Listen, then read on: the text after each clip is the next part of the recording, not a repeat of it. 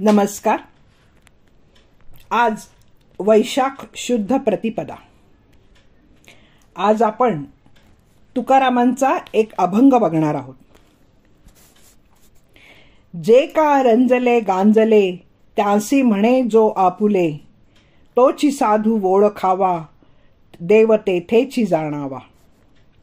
मृदू सभ्याय नवनीत तैसे सज्जनांचे चित्त, ज्यासी आपंगिता नाही त्यासी धरी जो हृदयी.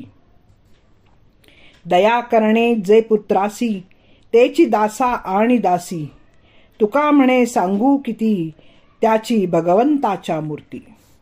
श्री तुकारामांची गाथा. भगवंत सर्व भूतात आहे हा सिद्धांत तुकाराम महाराजांनी जाणलेला आहे. भूती भगवंत हा तो जाणतो संकेत. सर्व विश्वच परमेश्वर रूप आहे, मग स्थूल असो की सूक्ष्म त्यात भेद नाही. हा तद्रूपतेचा सिद्धांत सर्व संतांनी निश्चयाने सांगितलेला आहे. जे जे भेटे भूत ते ते मानिजे भगवंत, हे ज्ञानेश्वर महाराजांचे किंवा भेटो कोणी एक नर त्याचे राखावे अंतर, हे समर्थ रामदासांचे विचार अवघ्या प्राणीमात्रांविषयी करुणा व्यक्त करतात. भूती भगवत भाव मात्रा सहित जीव, अद्वैत तो ठाव निरंजन एकला.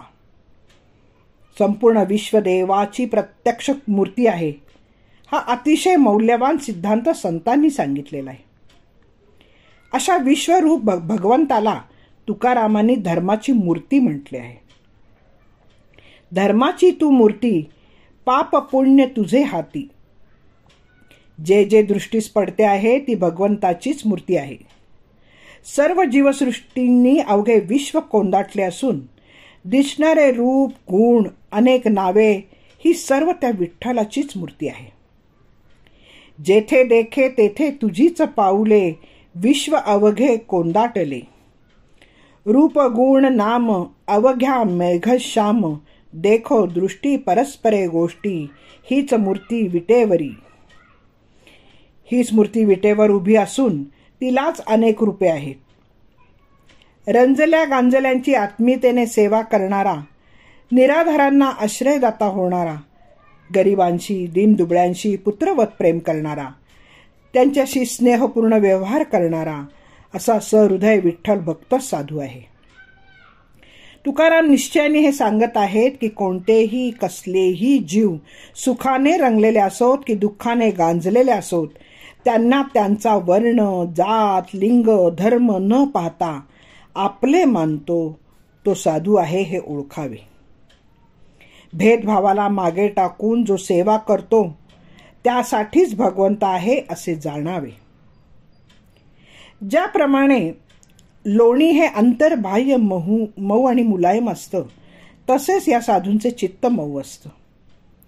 ज्यांना कोणाचाही आश्रय नाही, आधार नाही, अशा निराधारांना निराश्रितांना जो आपल्या हृदयाशी धरतो, आपल्या पोटच्या पोरावर दया करताना ज्याचा जसा भाव असतो तोच भाव तो दीन दलित आणि दासदासी यांच्याशी वागताना ठेवतो, असा तो दयाशील असतो.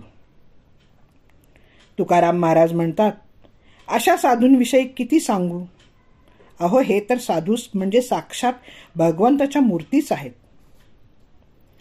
तुकारामांनी येथे फक्त सामाजिक विचारच मांडला नाही, तर ज्यांचे हात पाय डोके धडधाकट आणि निर्दोष आहेत, वाणी चांगली आहे, पण जे बहिरे मुके आंधळे पांगळे फसवलेले आहेत, त्यांना मदतीला जाण्यासाठी, त्यांच्या घराला आग लागली तर त्यातून त्यांना सावरता आले पाहिजे, अशा विचित्र स्थितीत त्यांच्या हितासाठी जगणं हे आपल्या हितासाठीच आहे असे वागणे हे साधूचे काम, आणि हे काम म्हणजेच त्यांची मूर्तीपूजाच असते. अंध बहीर ठकली किती मुकी होती पांगुळ, घरा आगी लावूनी जागा न पळे तो गावाचे ना. तुका म्हणे जागा हिता काही आता आपुल्या, अडलेले गांजलेले अधू ह्यांच्यासाठी सुखदुःखाची तमा न बाळगता आनंदाने अभिमान रहित होऊन सन्मान लज्जा सोडून चिंता न करता मोहरहित होऊन सेवा पारायण असतात ते पूज्यच म्हटले पाहिजे. जणू ते जनी चोखोबांना मदत करणारे भगवंतच होत. ते सर्वांचे सखे जिवलग असतात. शोक मोह चिंता यांची नेणती ते वार्ता, तुका म्हणे सर्वे विठोबाची ते सारिखे. तुकोबांचा हा अभंग सामाजिकतेपेक्षा पारमार्थिकच अधिक आहे. विठ्ठल भक्ती करणाऱ्या संतांचे लक्षण इथे या अभंगात सांगितलेले आहे. मना चंदनाचे परित्वाम जिजावे असे रामदास म्हणतात. धन्यवाद. मी पल्लवी कुलकर्णी.